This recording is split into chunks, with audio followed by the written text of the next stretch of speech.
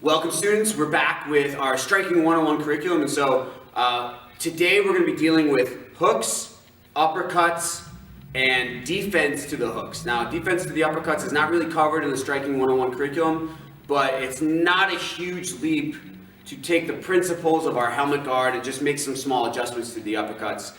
So today we're going to be focusing on essentially power punches.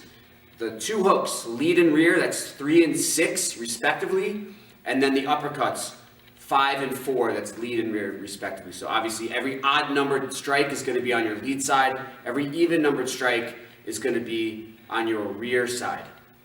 Now, in our last video, we were discussing power movements 1 and 2. We're going to be really digging into these for all of our power punches. And really the only punch that doesn't necessarily utilize either of those movements is our jab, which is a technique we're going to get to in another video, in another lesson.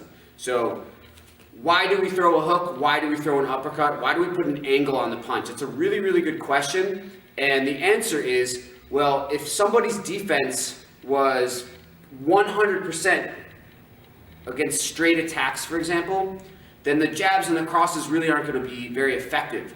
So we're constantly changing angles to kind of thread or get in between the guard or around the guard.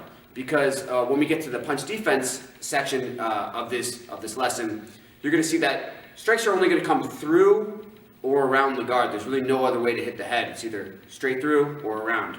So when we're throwing our hooks and uppercuts, keep this in mind. We don't need to exaggerate the arc of those punches. We just want to get just enough of a curve to sneak around the guard. We're going to start with punches 3 and 6, that's your lead and your rear hooks. Now punch 3, since it's a lead side strike, that's going to be power movement 1. Punch 6, which is a rear side strike, is going to be power movement 2. So again, power movement 1, power movement 2. Shifting my weight from side to side, and I'm anchoring the side that I'm hinging on. So we talk about that hinge and anchor principle. As I'm turning, I release my punch. Because I need to get around, my elbow has to open. Throw the hook, fist, elbow, shoulder in a line, and then I return back to my guard. So again, punch number 3, punch number 6, punch number 3, punch number 6. Pretty straightforward, right?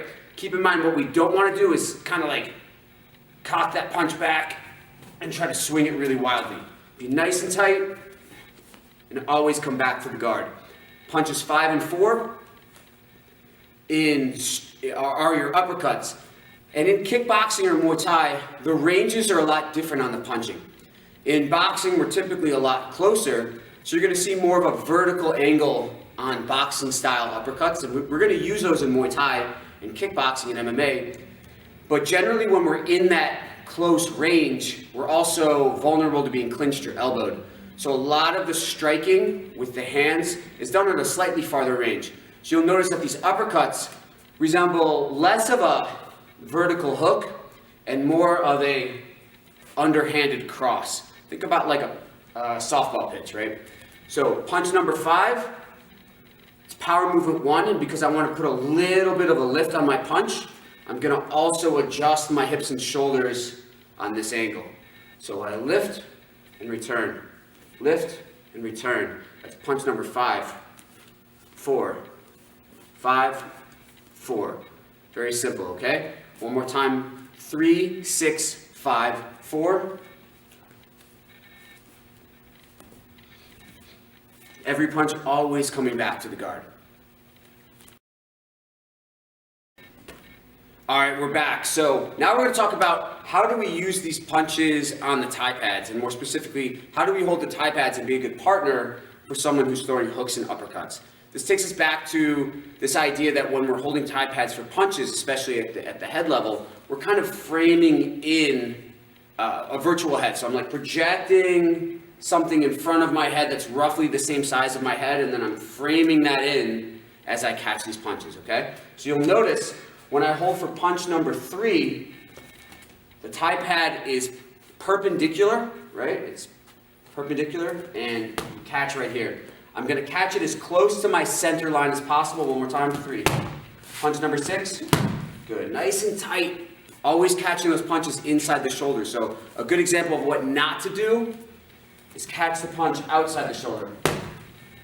Number one, it's going to potentially put a lot of strain on my shoulder and hurt me. And number two, Sam's going to have to really overextend and lose his balance just to make contact. Right? Imagine if you were to throw 2 hooks.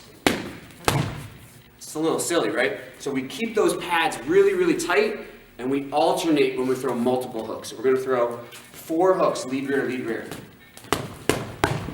making sure I'm catching those inside my shoulders. Pretty simple. When we get to the uppercuts, it's not a purely vertical hold. It's about 45 degrees, almost like I'm making a salute. And again, I replace one with the other as we get into multiples. So punch number 5 is the lead uppercut. Punch number 4, perfect. 5-4, 5-4. Excellent, there you go.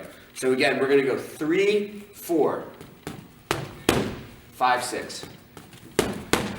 5, 6, it's all good, 5, 6.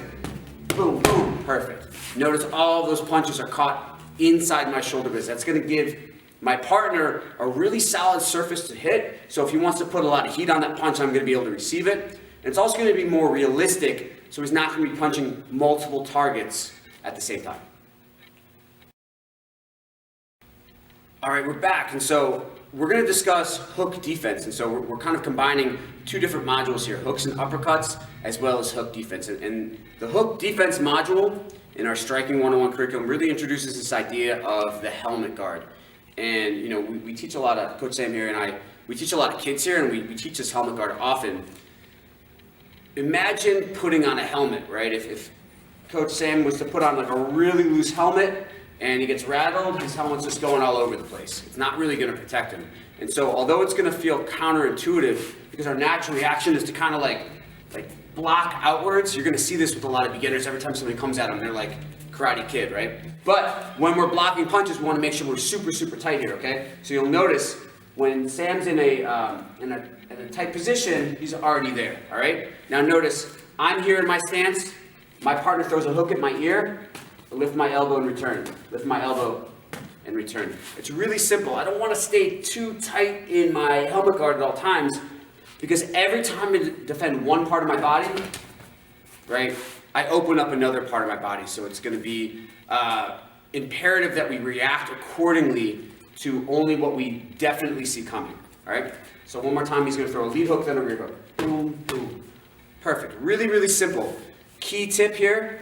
What I like to do, especially when I'm working with beginners and I feel that they're blocking out or they're getting a little overwhelmed, look at your partner's neckline. Right? If they have writing on their shirt, pay attention to that, and you'll see whichever punch comes to you, you're going to see that out of your peripheral vision. So I don't really want to focus too much on looking at that punch, because first of all, I might change my angle, but second of all, I'm not going to see the next thing coming. Right? I want to keep my eyes on the center line. If throws a punch, it's really easy to see it coming because you're going to see that hip rotation. Again, we talk about that idea of power movement 1 and 2. Well, the core is going to move first. The punches are going to be released from the core. So if I'm dialed into his spinal rotation, it's going to be easy to at least determine which side the punch is coming from. So that's our helmet guard. It's nice and tight, and I seal everything in. It's going to take a lot of practice because, like I said, naturally you're going to want to block out. Now, we identify something called a reaction drill here in the academy. A reaction drill is just sort of like an unspoken drill that one partner initiates and the other partner finishes. So typically, Coach Sam's going to be in the role of like the coach or the pad holder. So he's going to throw a hook at me. I'm going to return with 2 punches. We call this the 1 to 2 inside counter punch reaction drill. And let's break that down. So 1 refers to the amount of punches my partner's throwing. So he's going to throw 1 punch. Boom, I block. 2 refers to the number of punches I'm going to return. So I'm going to return 2 punches starting with the inside, so 1 to 2 inside counter drill, the inside arm. That's going to be the arm that blocks the punch. So I block, rock, and roll. On the other side, block, rock, roll. One more time, block, rock, roll. Now notice how Coach Sam has the counterpunch target already up because I want to strike as quickly as possible. Another way to think of this, every time I put my helmet guard on, there's a giant red button. That's my punch button. And so if he presses my punch button, he's going to take the combo right down the pipe, okay? So that is our helmet guard for hooks. Now, just to sort of extrapolate a little bit, we can always adjust our elbows to defend other parts of our body, but the key concept here, the key point, always stay tight, keep it tight to your body so you can disperse that energy out throughout the entire body, okay? Coach Sam, Coach Jackson, see you next time.